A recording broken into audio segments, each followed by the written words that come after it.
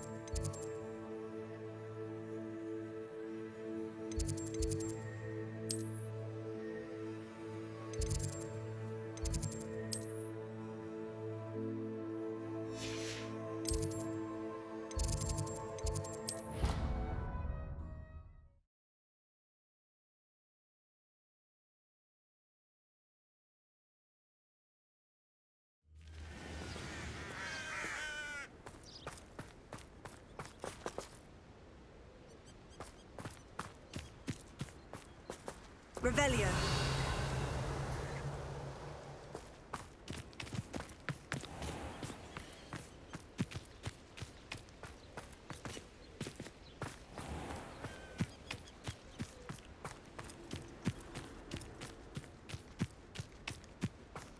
If it isn't the fastest Ravenclaw.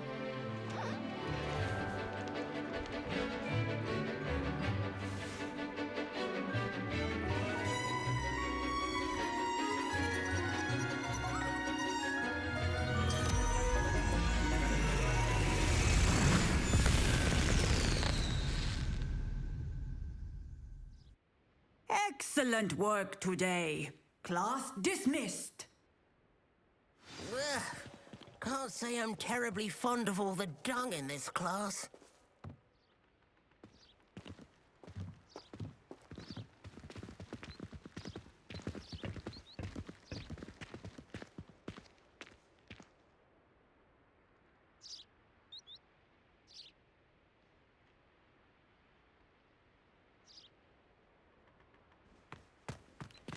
I take it you're ready to learn your new spell. I completed your assignment, Professor. I'm ready to learn Bombarda now. Good. Now, this spell comes with a caveat. It should only be used when necessary. The exploding charm, as you might suspect, can hurt people. Use caution when casting it. I will, Professor. I will hold you to that promise. Now, you must be precise in your wand movements. We don't want you blowing your hand off. Go ahead. Nice and steady wand movements. Remember, the exploding charm is highly volatile.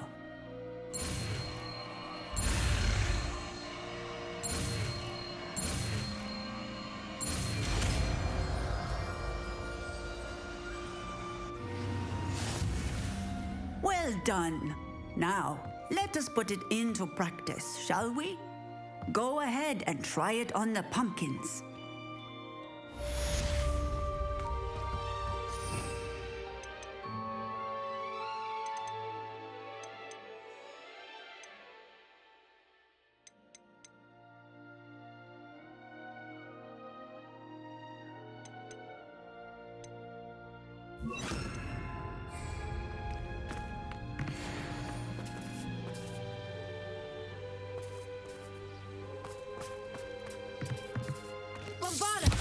Excellent wand work.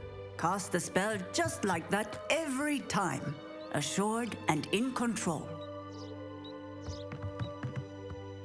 Professor, might I have a moment? Yes. What is it? I was wondering, what inspired your interest in magical beasts? Are you considering some sort of profession in the field? I haven't decided quite yet, but I do find magical beasts fascinating. You do seem to engage well with the beasts in class. I believe that when choosing a path, particularly of a scholarly nature, one must take into account both one's enthusiasm for a particular subject as well as how one may best serve the students to whom one is obligated to both inspire and teach. Of course, Professor. When did your path become clear? I recall it quite vividly. It was the summer between my 6th and 7th years. I read in the Prophet about a wizard who'd been selling alchemy eggs and disappeared in the mountains near my home. I knew of the alchemy, of course, from my studies, but they are native to lands east of here, such as India. I wondered if it was possible that an alchemy could be so nearby. Hence, I went to find it. What type of beast is an alchemy? It is a spectacular beast. A feathered, winged serpent-like creature that can grow or shrink to fit a particular space. Its eggs are made of pure silver, hence the desire to trade in them. Seems quite a challenge, finding an alchemy in the mountains. It was.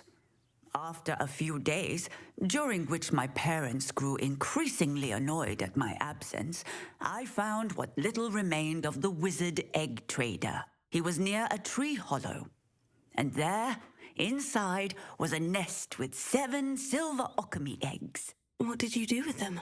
Nothing. Beasts are to be valued for what they can provide for wizard kind. Protective clothing, potion ingredients, even wand cores. Only poachers see the value in ending a beast's life for galleons. I left the eggs alone. I hid, and moments later, the beast flew right over my head. Breathtaking. She then seemed to all but disappear as she shrunk to fit into the hollow. That sounds incredible. Indeed.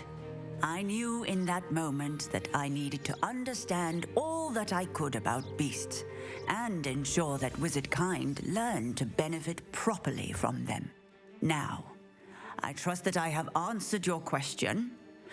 You would do well to continue your study of beasts, regardless of your chosen path. Beasts and all that they provide will vastly improve your life, and perhaps one day even save it. I shall remember that, Professor. Thank you.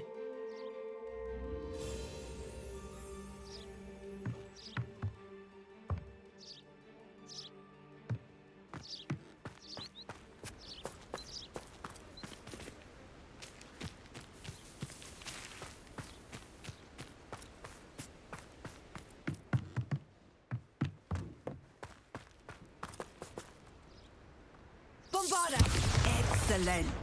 You have it well in hand.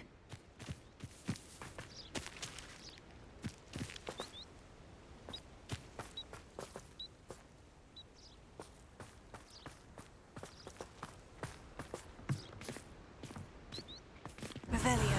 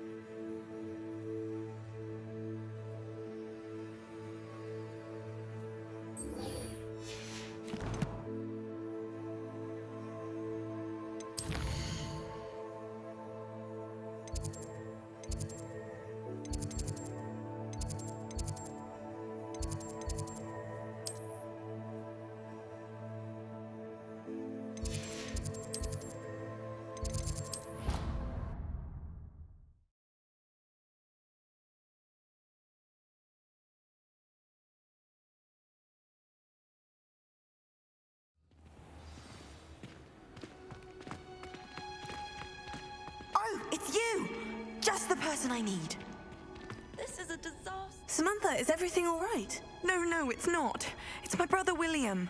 The one I told you about after Charms class. He's been cursed.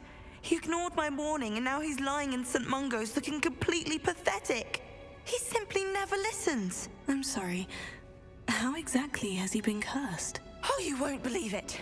Truly, but his feet were turned into purple beets.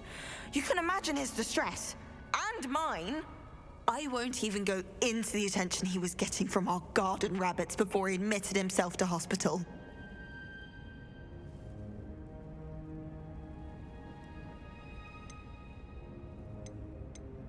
Beats for feet. How hilarious. I mean, how terrible. Horrible. Truly. You and the entire school may find it funny, but the situation is dire. Well, it is an unusual situation. How did your brother end up like this? It's entirely his own fault. I told him about some research I'd done recently on our ancestor Marmaduke Dale. In particular, my discovery that Marmaduke's tomb was cursed. My brother's always making fun of my discoveries. This time, he laughed in my face. Told me I'd misinterpreted my findings. As if that weren't possible. And to prove his point, he went right up to the entrance of the tomb and poof! His feet transfigured into beets.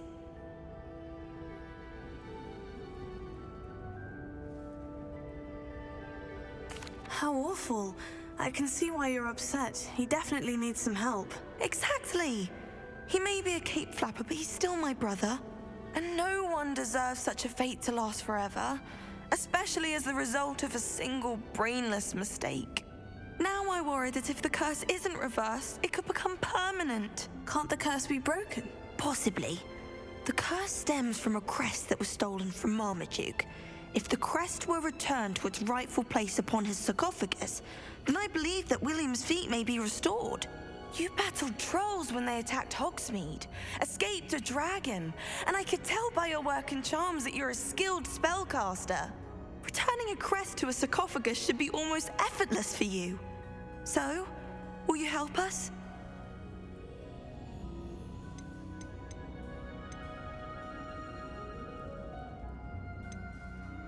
Why was Marmaduke's tomb cursed? The curse is the result of an intense sibling rivalry between Granham Dale and his younger brother Marmaduke. Marmaduke was a famed herbologist, and Granham resented the attention that he received. Sibling rivalry. Sounds as if it might run in the family. But I would never intentionally curse my brother, not like Granham did. When their mother died, Marmaduke was given the prized family crest. Granham felt that as the eldest child, he should have been given it. Years later, when Marmaduke died, Granham stole it and cursed the tomb so that none in the Dale family could ever pay their respects. Why is your ancestor so well known? He discovered the properties of several magical herbs and plants. He also uncovered numerous types of flora. The wizarding world owes him a great debt. His work not only impacted the discipline of herbology, but also potion making. How do you know it's safe? I don't want my feet to turn into beets as well. Oh, but the curse only applies to Marmaduke's descendants, as my brother so aptly demonstrated. That's why I need your help. You're unrelated to my family, so the curse wouldn't affect you. I can take the crest to Marmaduke's sarcophagus for you. Oh, thank you! Thank you so much! You'll simply go into the tomb where Marmaduke was laid to rest and place the crest on top of his sarcophagus. According to my research, the tomb's been abandoned for centuries, so it should be a fairly simple task. You'll find it just east of the hamlet of Brockborough. Thank you for your help. What was it you needed my help with, Samantha? You were going into the tomb east of Brockborough where my ancestor was laid to rest. There, you were to place a crest upon his sarcophagus. I'm hoping that will reverse the curse that has turned my brother's feet to beets.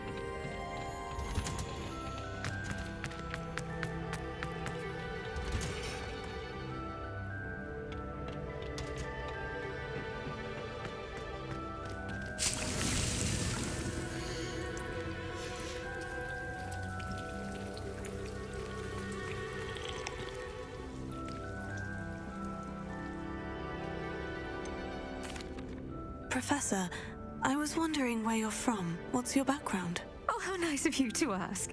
Well, let's see. I grew up in London, right on the Thames. That sounds lovely. All the sights and bustle of a city. To some, yes. I used to dream of living in the country, but it wasn't until I came to Hogwarts that I felt truly at home. Mind you, it did take some time, and whilst it is my fervent hope that each student eventually feels as at home here as I do, it is not always the case. I suppose that makes sense. Well, we each bloom differently, don't we? Some of us, like Devil's Snare, thrive in the shadows, whilst others crave the attention of a bouncing bulb. And we each grow and thrive according to our own plan. Oh, I was terribly nervous when I arrived at the castle. You see, as a child, I knew nothing of witches or wizards. You can imagine how astonished I was to receive my letter from Hogwarts. I spent a good deal of time alone in either the greenhouse or the library my first days here.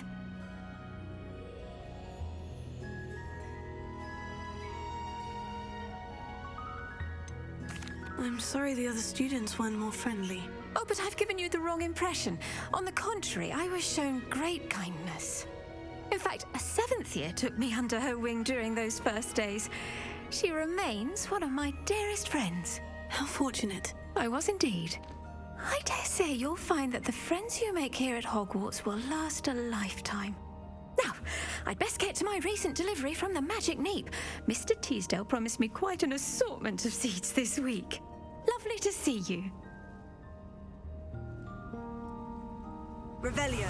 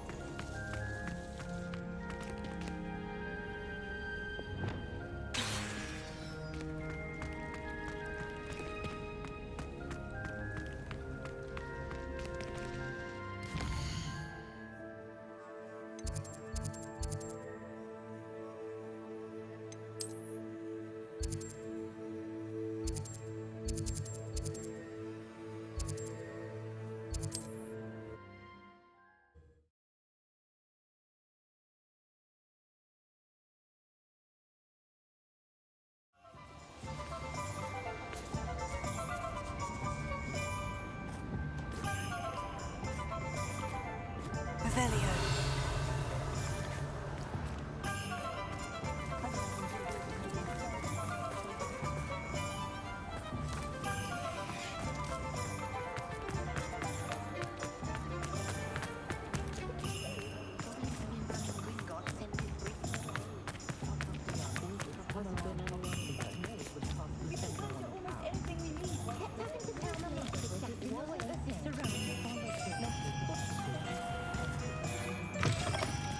Take your time looking about.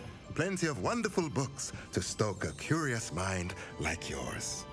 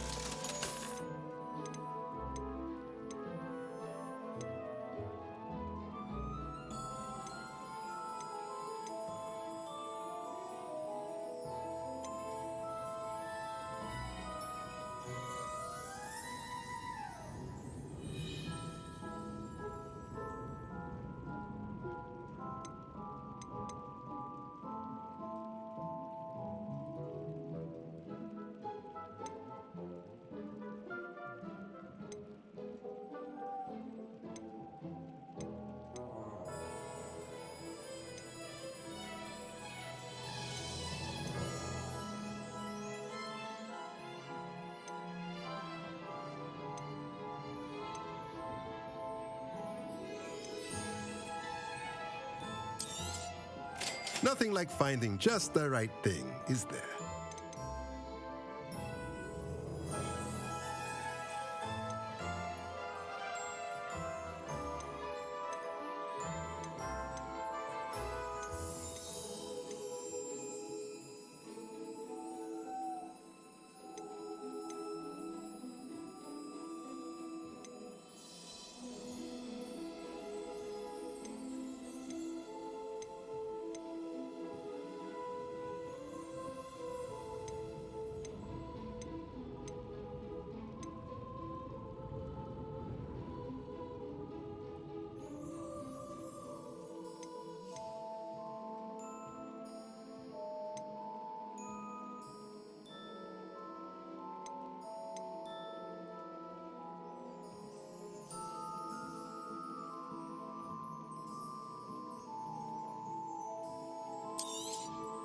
Nothing like finding just the right thing, is there?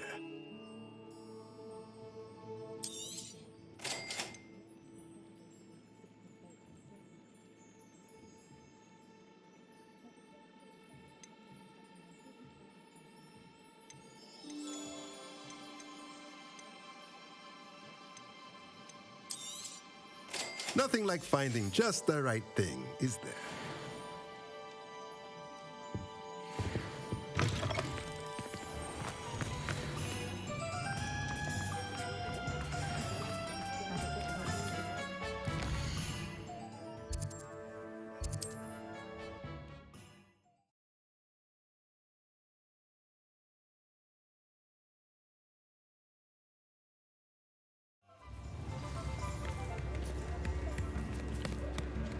Revelio.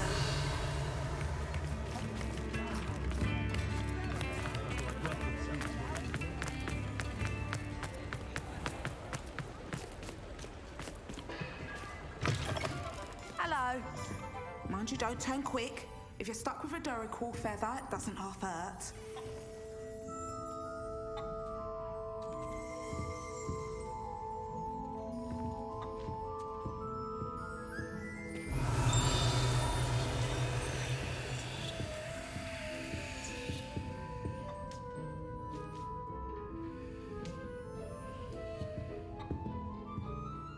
Hello. Oh, welcome to Brood and Peck. I'm Ellie Peck, and before you ask, I'm out of a Braxton hair. The lot of it was bought up by a trader in Ottery St. Catchpole. Made me take it in person, they did. No care that I had to shut the shop. Apparently had a bad experience with someone shipping them hair from a Wampus cat.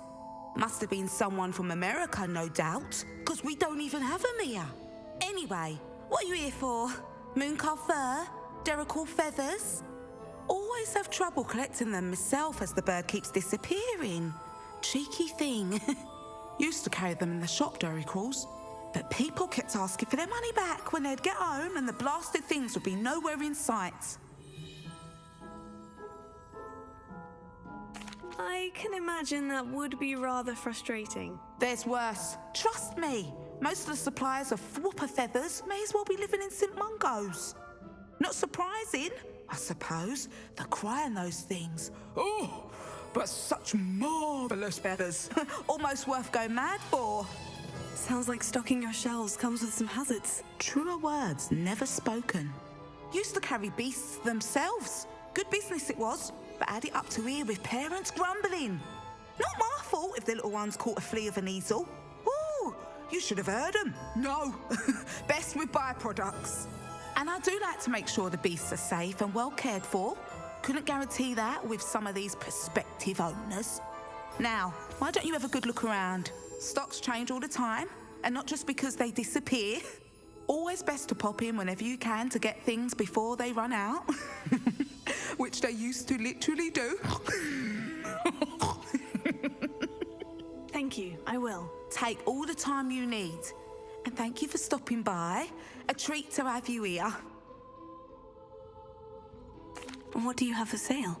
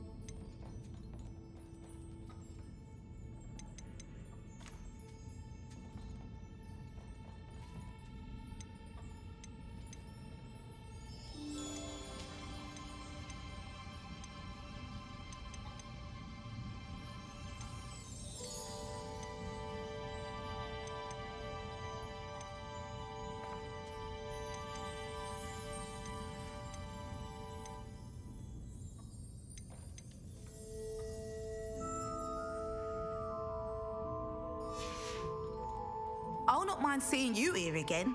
Consider yourself welcome.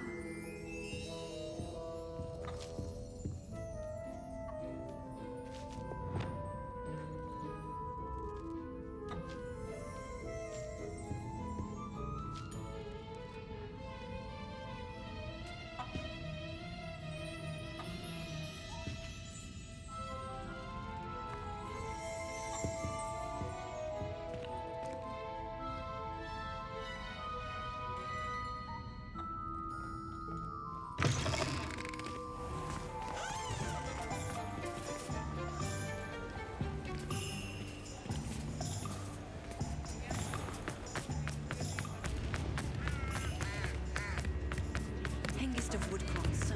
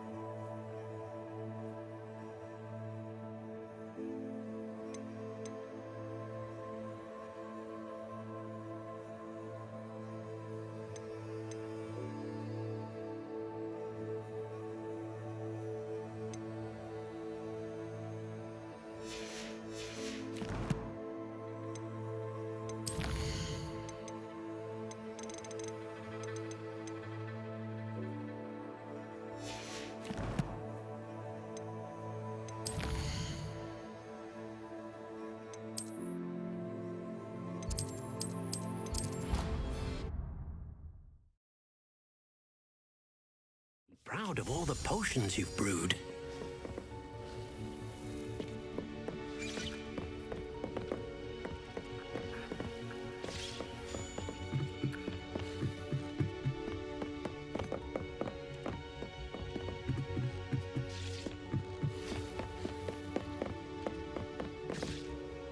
I'd like to ask you about... I'd like the room to be warm.